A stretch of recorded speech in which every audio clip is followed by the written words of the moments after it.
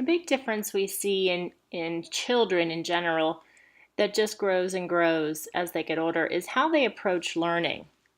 And we see that how a child approaches learning situations will really determine their success in school and later on their success in life.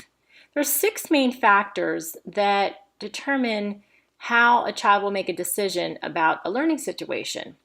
Number one is their level of enthusiasm. Do they like the activity? Are they excited about learning? How do they feel in that particular day? The second factor is their interest, which is very closely related, and also the third factor, motivation. Enthusiasm, interest, and motivation really will impact how much they pay attention and want to succeed in your lesson. Engagement, which is the fourth factor, is again closely related, and we do see attention there. So you can see they're all very similar. The last factor is persistence. Now, all of these factors, let me start that again. Many of these factors are due to the temperament of the child. How excited are they to be at school? How excited are they to be in a learning situation? What is their motivation for learning? How do they feel when they get frustrated with something? Those things have been innately developed, but we know that it is really a lot of the teacher's delivery, how they lead into a lesson, their motivation and enthusiasm and engagement, how developmentally appropriate is the task for them. All of those things factor in to how well a child learns something.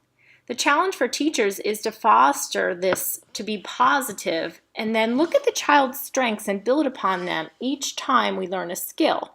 We want to get children in a positive cycle of learning, and with learning comes self-confidence growing, and with self-confidence growing they take more risks, and all of this leads to more learning, and we get in this really positive cycle if we're doing our job well. The opposite cycle is where children aren't interested, or it's too hard, or they don't think they can do it and have low self-confidence, and then they don't get the skill as soon as their peers, and then they feel bad about themselves and they don't want to take a risk and they get behind their peers, and it's that downward cycle. If we're doing our job right, that shouldn't happen, and we need to make sure we're looking out for every individual in our class to keep them on that positive cycle. An example of just how a child enters into a new task. Just the other day, and this is quite embarrassing, my daughter is 6 years old. She just turned 6, but she isn't tying her shoes right now. Now, when she was about 4 years old, I taught her how to tie her shoes. And she could do it. Not well, but we had the gist of it. The problem is, she didn't have any shoes that tied. And for the last couple years, we have slip-on boots, and we have flip-flops, and we have slip-on regular shoes. Even, I know, bad mom, but her one pair of sneakers is Velcro as well. So I said to her yesterday morning, and I said, we need to learn how to tie your shoes. We have a new pair of Converse high tops, and I actually noticed the night before she was trying to tie my husband's shoes. And so I know that her motivation level is high, her interest level is high, and her engagement was actually high. She was focusing and not frustrating. That tells me developmentally she's more than ready for this skill. It's just going to take that persistence and the attention of someone to guide her. So I know the traditional ways. There are several ways we could teach kiddos to tie shoes, but I saw a video online where you color code their shoe and you make a knot on one side.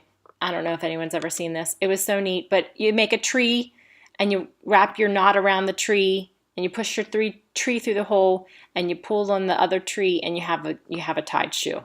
It was so simple, but it had a little story attached to it that we could keep coming back to. We did this 3 times on the floor before she went to school, and guess what? She tied her shoes. Now, if I would have tried that with her even a year ago, when she may have not been developmentally ready, or she might have not had the motivation to stick with it, it might not have worked. So we see that we really need to know where children are in the learning process, but also it's up to the teacher to build upon their weaknesses. And that's how we approach learning in a positive way, to get children to approach learning in a positive way.